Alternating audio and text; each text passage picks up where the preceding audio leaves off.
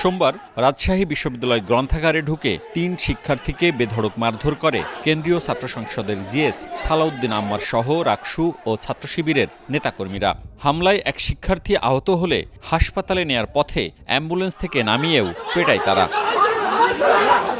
গ্রন্থাগারে শিক্ষার্থীদের মারধর ও হামলার প্রতিবাদে ক্যাম্পাসে মানববন্ধন করে শিক্ষার্থীরা। এতে সংহতি জানায় বিশ্ববিদ্যালয় শাখা ছাত্রদলের নেতাকর্মীরা। হামলাকারীদের ছাত্রত্ব বাতিল, সুষ্ঠু বিচার, জড়িত রাকসু প্রতিনিধিদের পদ থেকে অপসারণ ও বহিষ্কারের দাবি তোলেন তারা। রাকসুর ভিপি জিএস এরা পরিকল্পিতভাবে সাধারণ শিক্ষার্থীর উপরে হামলা করে। যেখানে আশ্রয়স্থল সেখানে যদি স্টুডেন্টদেরকে মারপিট করে তাহলে এটা একটা কেমন বিষয় দেখা যায়। ছাত্র প্রতিনিধি কিংবা একজন ছাত্র সংগঠনের নেতা তাদের কখনো আরেকজন শিক্ষার্থীর গায়ে হাত দেওয়া, সে যত অপরাধ করুক সেটি প্রশাসনের হাতে তুলে দেবে।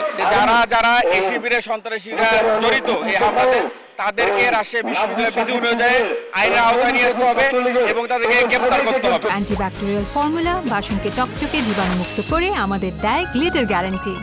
এদিকে মঙ্গলবার রাতে সংবাদ সম্মেলন করে গ্রন্থাগারে হামলার জন্য প্রশাসনের ব্যর্থতাকে দায়ী করেন রাকসু নেতারা।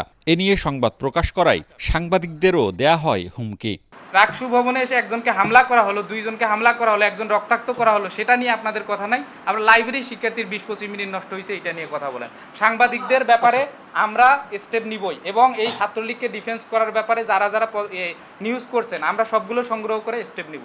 ঘটনার পুঙ্খানুপুঙ্খ তদন্তে যার দোষ প্রমাণিত হবে তার বিরুদ্ধেই ব্যবস্থা নেওয়া হবে বলে জানান প্রক্টর। 10 কার্যদিবসের মধ্যে এটা একটা রিপোর্ট জমা দেওয়ার কথা বলা হচ্ছে। যারা দোষী তারা বের হবে, যারা ভিকটিম তারা বের হবে এবং যথাযথ পদক্ষেপ বিশ্ববিদ্যালয় প্রশাসনের পক্ষ থেকে নেওয়া হবে।